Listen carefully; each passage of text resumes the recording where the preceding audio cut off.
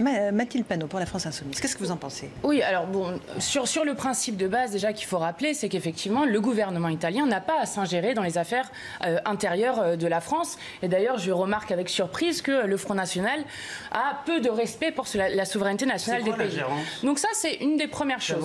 Mais la deuxième chose quand même, et là où nous ne sommes pas dupes, c'est que là, il y a une mise en scène extrêmement forte que veut Emmanuel Macron pour les européennes entre Emmanuel Macron contre Salvini en disant, en fait, concrètement, il n'y aurait que deux voies possibles pour l'Europe. Et ça, il fait ça depuis extrêmement longtemps.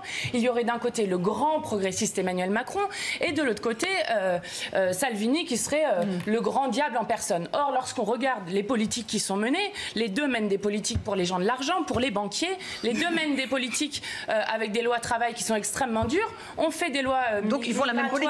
Pour vous, qui sont là aussi extrêmement durs. Donc oui, il y a une troisième voie.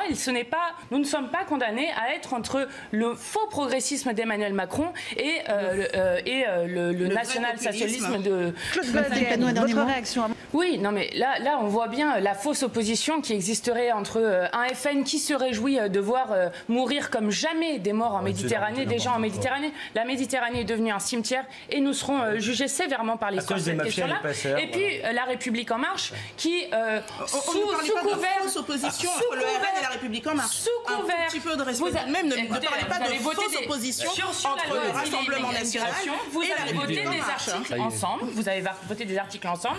Vous avez fait enfermer les enfants 90 jours dans les centres de rétention. À la tribune, il parle très souvent au Front National également. Attendez, on ne va pas lui dire que l'une après l'autre, s'il vous plaît. Sur la question migratoire, il faut arrêter d'avoir une politique à la petite semaine. C'est-à-dire que nous sommes quand même dans quelque chose que peut-être beaucoup de gens ont oublié, mais qui s'appelle le réchauffement climatique, le changement climatique. Le changement climatique, c'est 250 millions de réfugiés climatiques d'ici à 2050. Donc si on arrêtait déjà de faire les accords de libre-échange que l'Union européenne promet à tout va et qui... Là, vous êtes d'accord avec le Rassemblement National Oui, bien sûr. Il faut combattre sur les traités. Sur les traités internationaux, c'est des choses qu'on porte depuis longtemps. Donc c'est bien. Parce que la convergence, moi j'en ai un peu marre de cette convergence de la France Insoumise avec le FN, qu'on semble... Voilà, c'est une musique qui a beaucoup circulé dans les Gilets jaunes. Mais si on voulait parler de convergence, on peut très bien en trouver. Qui est contre l'augmentation du SMIC? Il se trouve que le FN et la République En Marche sont contre l'augmentation du SMIC. Vous racontez pas trop le sujet, quand même. Marine Le Pen l'a dit en plateau. Nous avons déjà notre programme qui est déjà publié avec comme le Rassemblement et sur ce programme-là, on peut dire que Emmanuel Macron, que ce soit sur la SNCF, sur la réforme des retraites, applique fidèlement ce que lui demande la Commission européenne.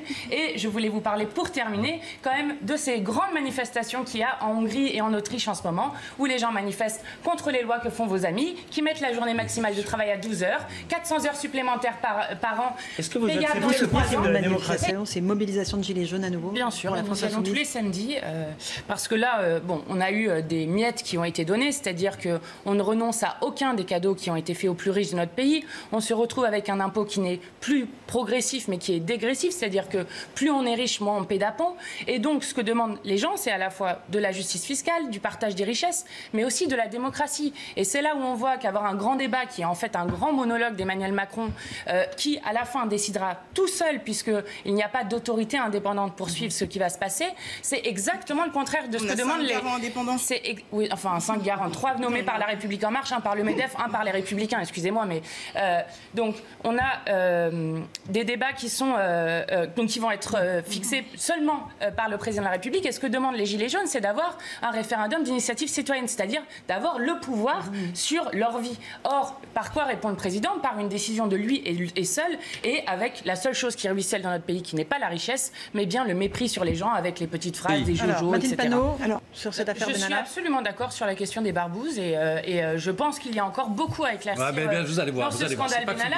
Maintenant que ça passe de l'Élysée jusqu'à Matignon, avec quand même Matignon qui a accusé d'avoir directement diligenté et demandé la perquisition chez Mediapart, donc chez des collègues de la presse, vos collègues de la presse, qui quand même devraient provoquer un émoi quand même beaucoup plus fort dans notre pays et qui devrait être largement transpartisan. Vous vous rendez compte que maintenant, on peut aller perquisitionner positionné alors même que Mediapart avait d'ores et déjà dit qu'il allait remettre les enregistrements à la justice. Donc on est quand même sous une dérive autoritaire extrêmement forte du gouvernement Macron, et lorsqu'il parle de 2 poids 2 mesures, je pense que par exemple aujourd'hui ont été jugés effectivement les 2 jeunes de la Contresca qui ont eu 1 000 € d'amende, mais quand est jugé Benalla, quand est-ce qu'il apparaît en comparution immédiate pour utilisation de l'uniforme, pour violence aggravée, etc. Il faut avoir de la mémoire en politique. Madame Avia, est-ce que vous niez le fait que Emmanuel Macron cet été a dit devant des caméras, si vous cherchez un responsable, un responsable et un seul, c'est moi, venez me chercher, avec quand même une République en marche qui a certes ouvert une commission d'enquête, qui a accepté,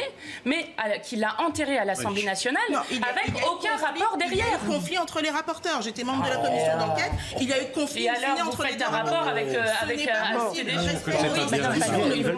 je suis d'accord qu'il faut respecter le droit international. Ceux qui ont émis l'idée de faire des assassinats ciblés s'apparentent à des choses de crimes de guerre. C'est ce que fait l'État là-bas en permanence depuis plusieurs années.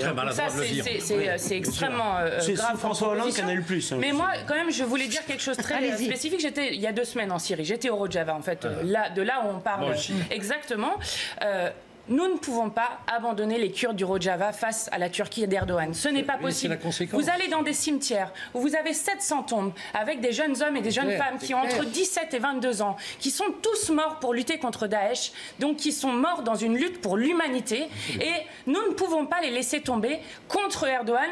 Il y a 1 an tout juste presque, le 21 janvier, il y avait eu les bombardements sur Afrin. Nous ne pouvons pas laisser les Kurdes, après ce qu'ils ont fait, et en plus de l'expérimentation politique qu'ils sont en train de mettre en place sur notamment la place des femmes dans la société, nous ne pouvons pas les laisser tomber et les faire se laisser massacrer. Et sur ces djihadistes français, alors, quelle est votre position? Il faut les rapatrier? Bien sûr, il faut respecter le droit. 90 enfants sur ces 150 personnes. Y compris, vous avez des orphelinats, vous allez en Irak par exemple, vous avez des orphelinats qui sont remplis d'enfants de djihadistes. Et donc là, il va falloir aussi trouver des solutions.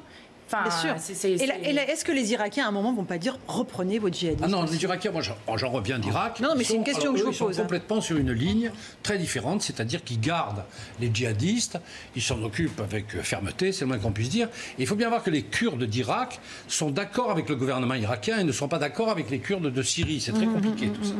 Mais sur les Kurdes de Syrie, par exemple, sur notamment, là on parlait des avions, ils demandent notamment qu'il y ait une interdiction de vol au cas où les États-Unis se retirent, parce que s'il n'y a pas cette interdiction de vol, alors c'est une menace extrêmement lourde qui va être mise sur la population.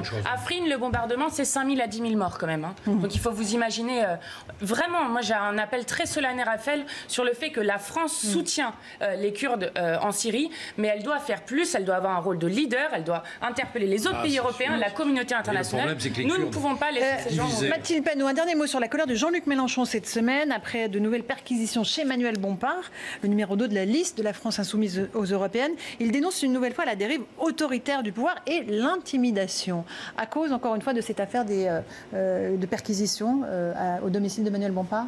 Bien sûr, puisque vous avez déjà vu 15 perquisitions qui se passent en même temps dans des sièges et chez les principaux assistants parlementaires de Jean-Luc Mélenchon et des dirigeants de la France insoumise. Et vous avez vu les autres partis avoir une disproportion de moyens à ce point-là. Donc la question...